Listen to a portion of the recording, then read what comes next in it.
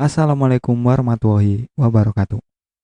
Kembali lagi dengan saya di channel Kisah Warganet. Kali ini saya akan membacakan sebuah tweet dari akun Twitternya @grisela. Cerita ini berjudul Rumah Belakang Kuburan. Tak usah lama-lama, kita ke ceritanya. Halo, nama gue Vanessa. Dan hari ini gue mau cerita tentang pengalaman gue nyewa rumah di belakang kuburan. Jadi waktu itu ayah gue ada urusan di Pontianak. Dan karena urusannya agak lama, kita harus sampai nyewa rumah di sana. Terus kita tuh tadinya udah nemu rumah sewaan bagus, deket juga sama kantornya. Tapi pas kita baru mau beli, taunya udah diisi. Jadi kita terpaksa beli rumah sewaan yang agak jauh dari kantor, dan lebih tepatnya di dalam desa gitu. Sebenarnya gue biasa aja sih tinggal di sana. Tapi yang bikin gue kaget adalah kenapa belakang rumahnya kuburan. Maret 2017, Pontianak. Hah? Vanessa melongo. Ia sungguh tidak percaya akan rumah yang ia lihat saat ini. Ini rumahnya yang bakal kita tinggalin? Tanya Vanessa ragu. Udahlah, gak usah ngeluh. Lagian kan ini terpaksa. Udah cepet masukin semua barang-barang. Bantuin gue sama yang lain, perintah sang kakak. Vanessa pun perlahan-lahan melangkahkan kakinya masuk ke dalam rumah barunya. Assalamualaikum. Vanessa mengucapkan salam setelah membuka pintu rumah barunya tersebut. Vanessa melihat sekitar untuk sementara, sampai akhirnya ia menaruh barang-barangnya di kamar. Hah, Mama? Vanessa tiba-tiba berteriak. Namun bukannya sang ibu yang datang, malah kakaknya yang datang dengan perasaan kesal. Aduh, apa sih teriak-teriak? Lihat tuh, lihat. Vanessa menunjuk ke arah jendela dengan pemandangan kuburan yang berjejeran. Apaan? Itu, masa kamar aku sampingnya kuburan semua? Aku gak mau ih, ucap Vanessa sambil bersiap untuk berpindah kamar. Terus yang di sini siapa? Kakak. Iya, jawab Vanessa enteng. Ah, ribet banget sih. Ya udah sana, cepet ke atas, ucap sang kakak pasrah, yang lalu menaruh barang-barangnya di kamar tersebut. Vanessa pun langsung naik ke atas tangga untuk bertukar kamar dengan kakaknya. Tangga tua tersebut mengeluarkan suara di setiap langkahnya. Sampai atas pun lampu sungguh gelap. Sampai-sampai Vanessa tidak berani untuk berjalan ke dalam kamarnya yang berada di ujung rumah. Mama. Vanessa kembali menuruni tangga dengan cepat. Iya, Nes. Mama menyaut. Mama tidurnya di mana? Vanessa bertanya. Mama di bawah, semuanya di bawah, jawabnya dengan suara lembut. Ya udah deh, aku tidur sama kakak aja mah. Loh, kenapa tiba-tiba? Sang mama terkejut. Emangnya di atas ada apa? Gak ada apa-apa kan? Lanjutnya bertanya. Enggak mah, gak apa-apa. Gak usah, kita semua di bawah aja, ucap Vanessa. Ia pun langsung berlari ke dalam kamar kakaknya dan langsung menaruh barang-barangnya. Di, ngapain kamu tiba-tiba? Udah sana keluar. Sang kakak mengusir. Enggak, sekarang aku di sini, ucap Vanessa yang lalu menaruh selimutnya di samping selimut kakaknya. Lah, katanya nggak mau di sini. Nggak jadi. Aduh, ribet banget sih punya adik, gumam sang kakak. Aslinya di minggu pertama tuh emang nggak ada apa-apa. Sampai tiba-tiba semua itu bermulai semenjak papa mulai pulang malam. Jadi waktu itu ibu gue keluar sebentar, dan gue sama kakak, gue ditinggal sendirian di rumah. Nah gak lama, gue tuh keluar buat ngambil minum ke dapur. Dan tiba-tiba tuh ada yang ngetok. Karena ibu gue pergi, ya gue ngira ibu gue dong. Jadi gue langsung buka. Tapi pas dibuka, gue malah ngeliat pocong, tapi mukanya hancur. Ya karena gue penakut banget orangnya. Jadi gue langsung banting pintu dan lari ke kamar. Tapi anehnya pas gue masuk lagi, kakak gue tuh mukanya juga pucat banget. Dan disitulah semuanya dimulai. Satu persatu misteri di rumah ini mulai kekupas. Vanessa, Gea mengetuk-ngetuk pintu rumah Vanessa. Vanessa yang mendengar itu dari ruang tengah pun langsung bergegas membukakan pintu sambil melihat siapa yang datang. Gea, tumben banget kesini, ngapain? Vanessa mempersilahkan Gea masuk. Enggak, cuma mau nyapa aja kok. Gea tersenyum. Gea adalah salah satu tetangga jauh Vanessa. Mereka memang hanya pernah bermain sekali. Karena itulah Vanessa terkejut saat Gea datang untuk bertamu. Tunggu ya, aku siapin minum dulu, ucap Vanessa yang kembali ke dalam rumah untuk mengambilkan minum. Kamu ngomong sama siapa coba? Sang kakak bertanya secara tiba-tiba. Apa sih? Gak jelas orangnya, lagi ada Gea. Udah sana masuk. Gea, ucap sang kakak kebingungan. Hah? Siapa? Ia bertanya ulang. Gea dodol, Gea.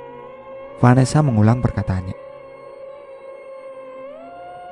Kakaknya hanya diam dan Vanessa mulai mengisi gelas dengan air untuk diberikan kepada Gea. Nes, kakak menjeda. Tunggu bentar, kita masuk kamar dulu. Lanjutnya sambil menarik Vanessa secara paksa. Aduh, apa sih? Gea kan bakal nungguin, ucapnya sambil mencoba melepaskan tangannya dari cengkraman sang kakak. Kamu gak lihat grup kampungnya kita? Sang kakak bertanya dengan sedikit gemetar. Enggak lah, orangnya aku sibuk. Kenapa emang? Vanessa bertanya penasaran. Gea kan... Ia menjeda. Tadi dikabarin meninggal. Kecelakaan tabrak lari. Keduanya terdiam. Tangan Vanessa pun mulai bergemetar. Lah, Vanessa mengecilkan suaranya. Terus yang tadi siapa? Vanessa, tiba-tiba seseorang memanggil dari luar. Keduanya pun langsung berlari ke pojok kamar dengan ketakutan. Ayo loh, kamu sih bukain, ucap sang kakak. Lah tapi aku kan gak tahu. Harusnya kakak bilang dong. Vanessa membalas dengan panik. Tiba-tiba suara langkah kaki terdengar dengan jelas menuju kamar mereka. Ayo loh, pintu kamar udah dikunci belum? Sang kakak mulai panik. Lah, belum. Seseorang mengetuk pintu dan akhirnya pintu itu pun terbuka. Ah, Mama. Vanessa menjerit ketakutan. Ya ampun, Mama kaget. Kalian ngapain sih mocok-mocok begitu? Ma, Vanessa berlari ke pelukan sang mama. Tadi enggak ada apa-apa. Cuma kaget doang mah. Sang kakak memotong, tidak ingin memperpanjang masalah. Ya ampun, manja banget sih kamu, Nes. Udah nih, mama bawa risol, makan yuk. Perkunjungan Pak Saleh. 2 hari setelahnya. Kak, Vanessa membuka pintu kamar di pagi hari. Hah? Apa? Sang kakak menjawab. Wah, Vanessa menguap. Ini kok sepi banget ya? Mama sama papa kemana? Lanjutnya bertanya. Gak tahu tuh pergi. Tadi gue kebangun cuma buat dibilangin jaga rumah. Oh, Vanessa mengangguk. Tunggu. Berarti kita sendirian dong. Mama sama papa pulangnya kapan? Vanessa bertanya. Apa sih? Mana gue tahu. Penakut banget, ucap sang kakak mengecek. Bukan takut juga. Orangnya aku cuma nanya. Udahlah, aku tidur lagi aja. Vanessa pun kembali ke dalam kamar dan melanjutkan tidurnya. Jam 12 siang. Vanessa berdem.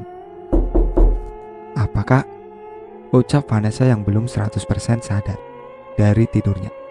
Tidak lama pun Vanessa membuka pintu kamar dengan badannya yang masih lemas. Gak ada siapa-siapa, Vanessa bergumam. Ia melihat ke arah kanan dan kiri, namun ia tak merasa keberadaan seseorang saat ia hendak kembali ke dalam kamarnya. Tiba-tiba ia mendengar suara orang menyeret-nyeret di ruang tamu. Apa sih? Vanessa tertawa kecil. Kakak ngapain? Tanya Vanessa. Suaranya dijawab. Vanessa pun kembali melangkahkan kakinya ke dalam kamar. Namun tiba-tiba suara itu semakin keras. Vanessa pun perlahan-lahan berjalan ke ruang tamu untuk melihat apa yang sedang ada di sana. Gak ada apa-apa. Vanessa kebingungan. Sesampainya di sana, ia hanya melihat keadaan ruang tamu yang seperti biasanya. Sampai akhirnya ia melihat ke arah kirinya dan melihat seseorang yang tidak beranggotakan tubuh lengkap menyeret-nyeret tubuhnya. Ah, kakak, Vanessa menjerit. Tiba-tiba ia pun menabrak seseorang di belakangnya. Ah, apa sih? Kakaknya berteriak sambil memegang kepala Vanessa. Kakak, Vanessa mendorong-dorong sang kakak. Ayo kita masuk ke kamar. Sesampainya mereka di kamar, Vanessa pun langsung mengunci pintu, lalu berlari ke pojok kamar. Ada apa lagi sih? Lihat Gea lagi. Enggak, jawab Vanessa ketakutan.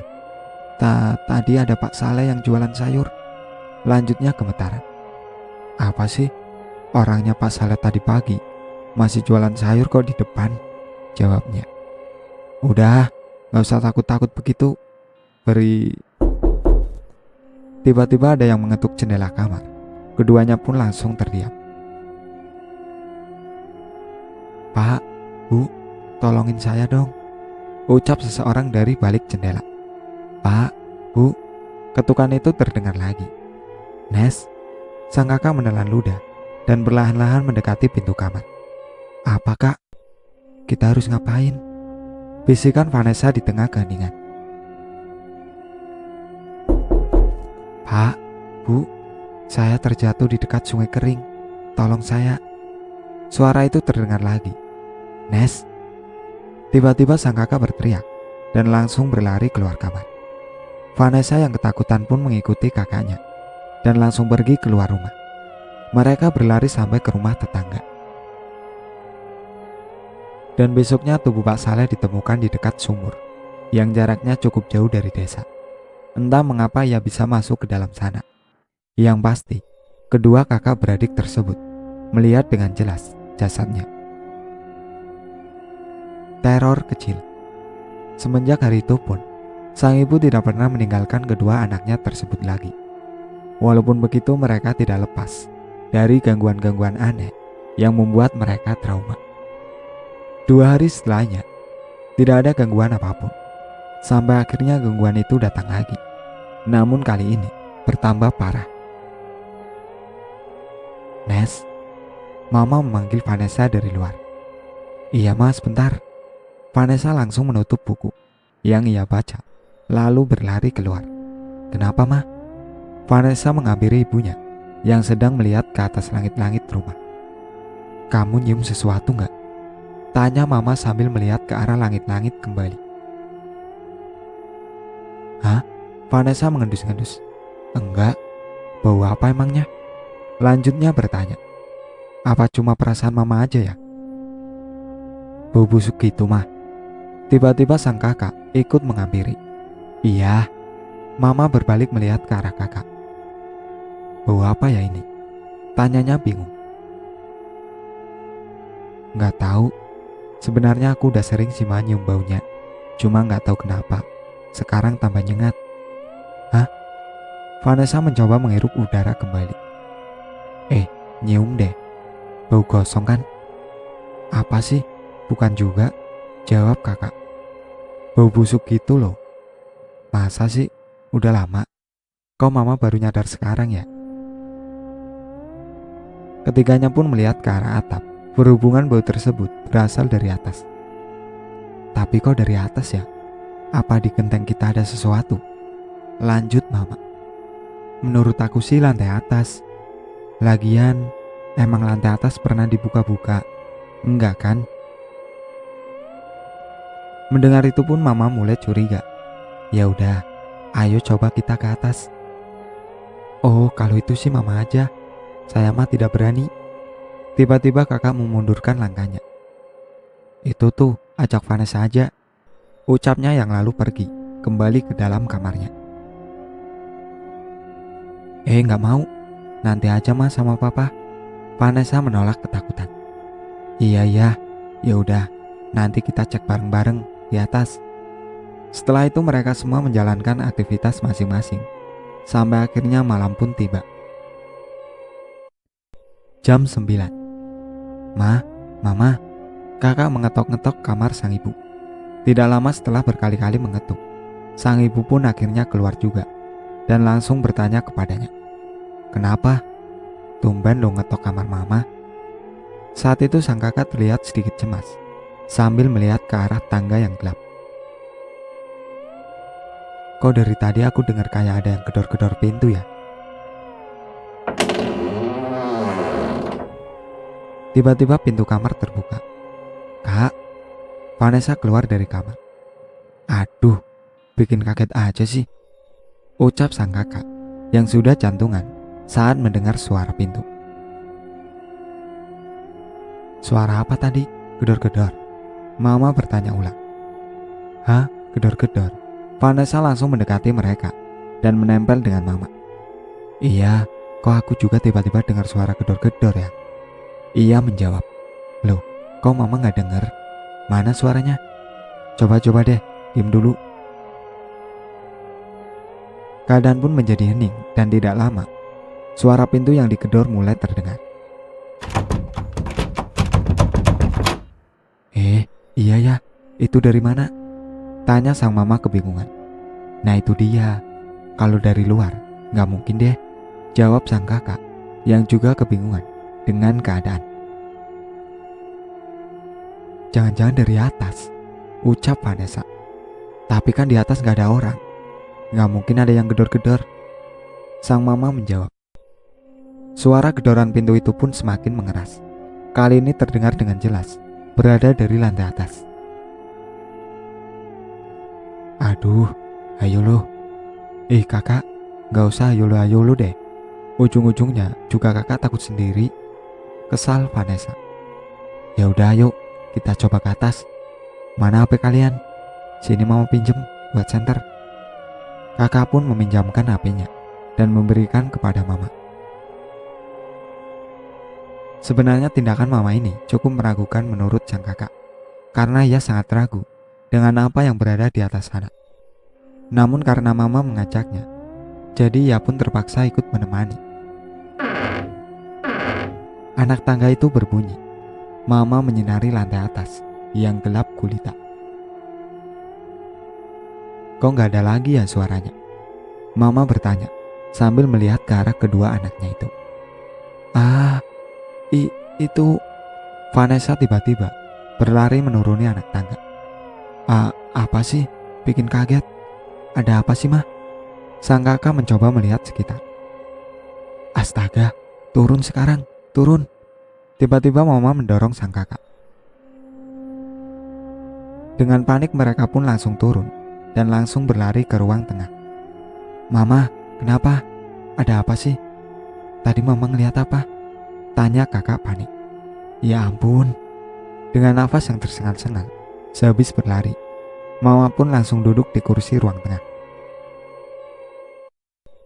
Enggak apa-apa.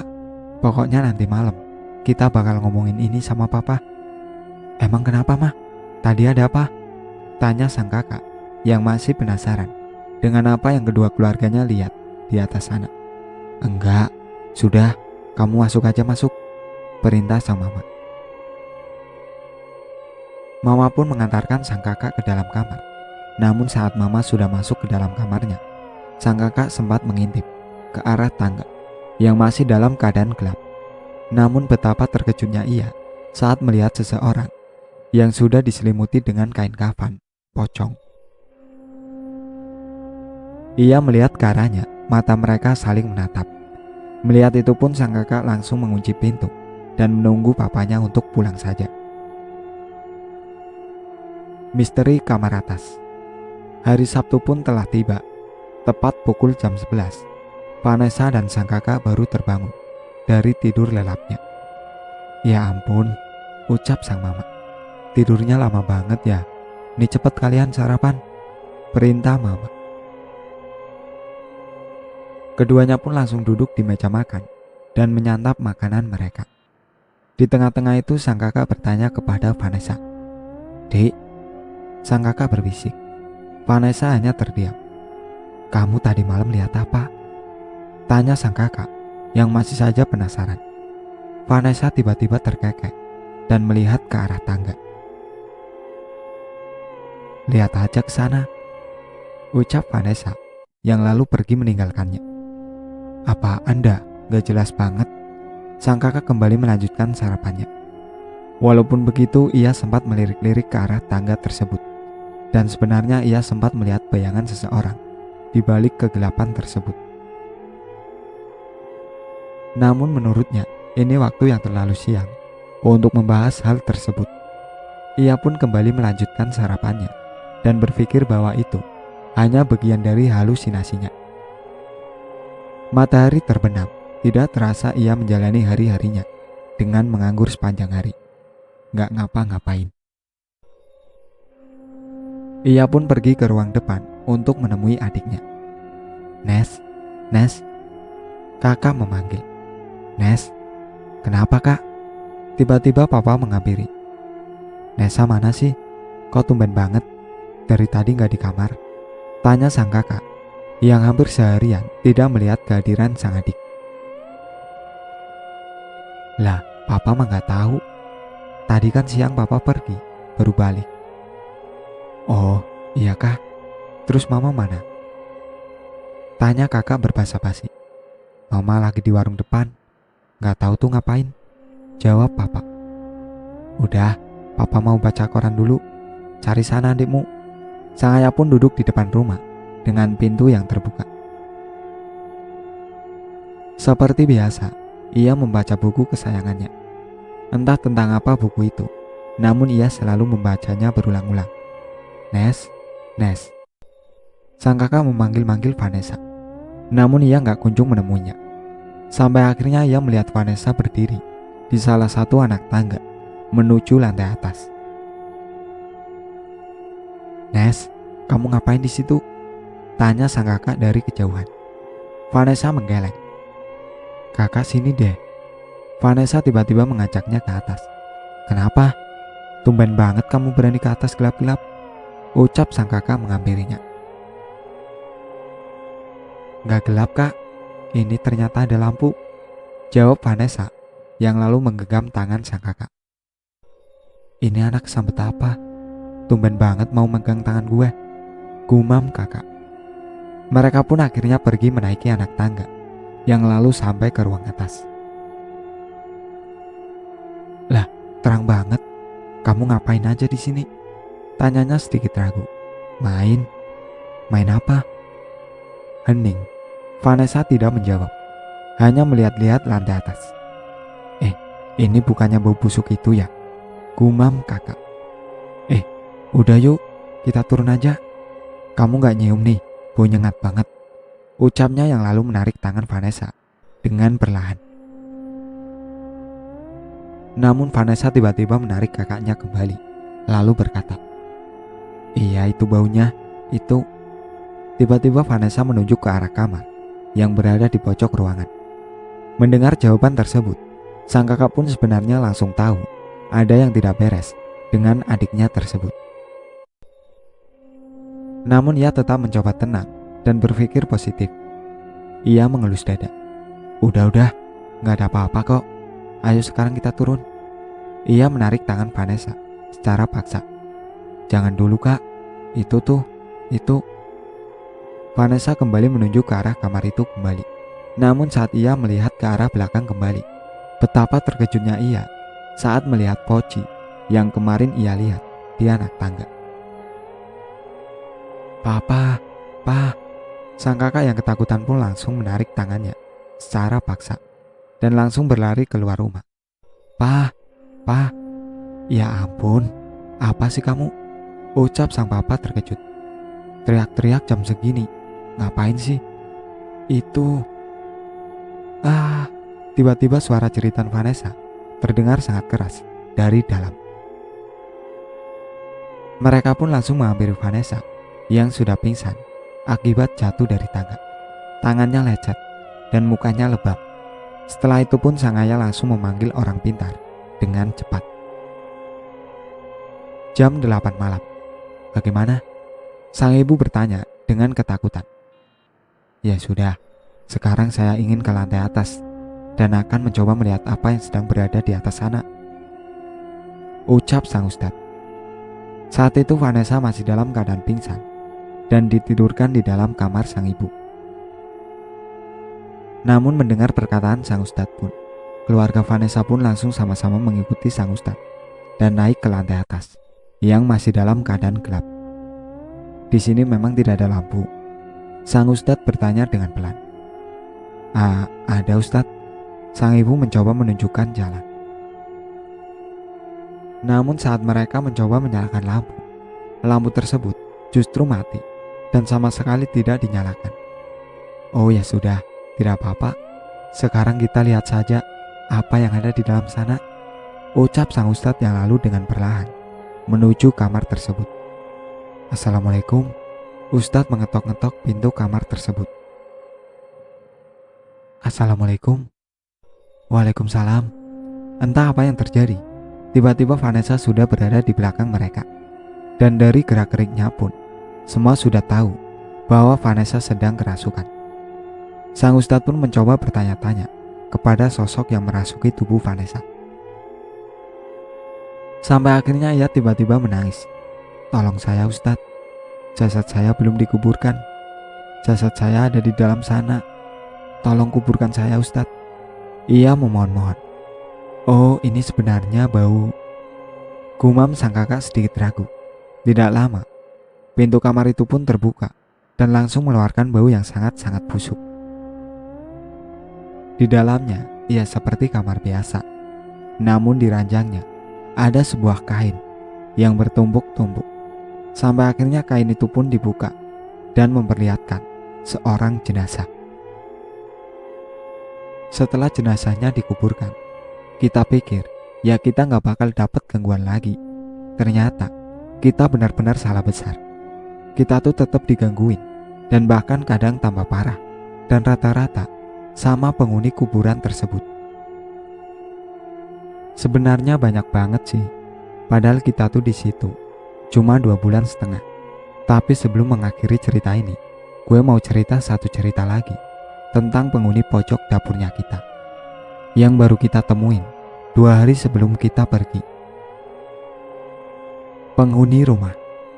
2 hari sebelum kita pulang ke Jakarta lagi, gue tuh udah bener-bener seneng banget.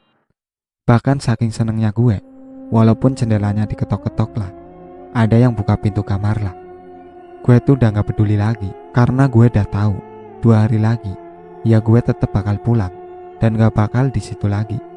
Tapi pas jam tujuan gitu, itu gue lagi makan di ruang tengah. Nah, tiba-tiba gue tuh dengar suara cewek, anak kecil nangis.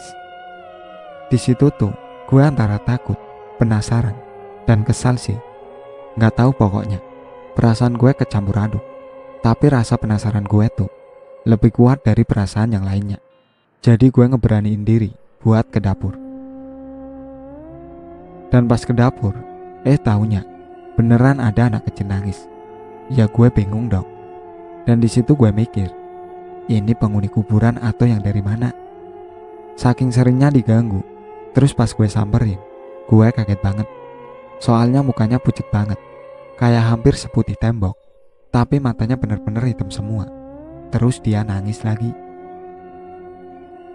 Tapi udah sih, gara-gara gue gak terlalu takut, ya gue dengan santainya masuk ke kamar lagi. Nah, terus ini gue gak tahu, ini gue halu, mimpi, atau bener-bener kayak gini. Gue gak ngerti. Tapi malamnya kamar gue tuh tiba-tiba diketok.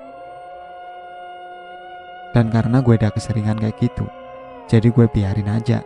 Sampai ada yang bilang, "Nes, ini mama." Atau enggak, "Nes, ini papa." Terus tiba-tiba yang nyaut malah, "Vanessa, ini aku." Dan di situ gue langsung merinding banget. Soalnya suaranya tuh kayak anak kecil gitu, cuma halus banget. Mungkin sih gara-gara suaranya kurang familiar di telinga gue, jadi gue takut banget. Terus gue tidur lagi, gak tahu sebentar atau gimana. Tapi bangun-bangun, gue tuh lihat anak kecil itu lagi di samping gue. Dan pas gue bangun-bangunin kakak gue, malah anehnya kakak gue gak kebangun-bangun. Walaupun gue udah pukul, tapi belum aja bangunin kakak gue, dia tiba-tiba kayak cerita gitu ke gue. Yang gue inget sih, dia bilang dia gak mau kita pergi, soalnya katanya dia kayak kesepian gitu. Terus gue nanya, "Emang selama ini gak ada yang pernah nempatin rumah ini?" Dan dia bilang, "Aku dan keluargaku." Habis dia bilang itu, gue diem sebentar. Sampai akhirnya dia lanjut lagi, "Itu yang di kamar atas." Dia nunjuk ke arah langit-langit kamar. "Itu ayahku." Dan di situ gue bingung banget karena gue nggak ngerti apa sekeluarganya sudah nggak ada, termasuk dia, atau emang mereka penghuni lama, atau gimana. Sumpah gue nggak ngerti banget.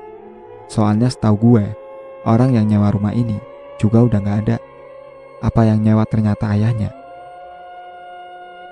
Soalnya dia cuma bilang itu doang. Dan pas gue mau nanya, omongan gue udah kepotong sama omongan dia. Dia bilang, "Makasih sudah mau nempatin rumah ini." Terus habis itu dia pergi. Semenjak itu gue benar-benar gak pernah lihat dia lagi. Walaupun pas sebelum gue pergi, gue sempat lihat-lihat ke dapur lagi, tapi ternyata dia udah benar-benar gak ada. Walaupun gue panggil. Terus udah, itu aja sih pengalaman gue. Makasih yang udah mau menyimak sampai akhir. Maaf kalau kepanjangan. Oh iya, gue lupa nambahin kalau mungkin ada yang penasaran. Rumahnya itu disewa karena ternyata ibunya dari anak penghuni rumah itu masih hidup. Dan uang dari sewaan rumahnya dipakai buat biaya pengobatan ibunya. Tapi keluarganya emang udah pada gak ada. Itulah akhir cerita dari rumah belakang kuburan. Sekian dari saya. Wassalamualaikum warahmatullahi wabarakatuh. Jangan lupa like, komen, dan subscribe channel ini.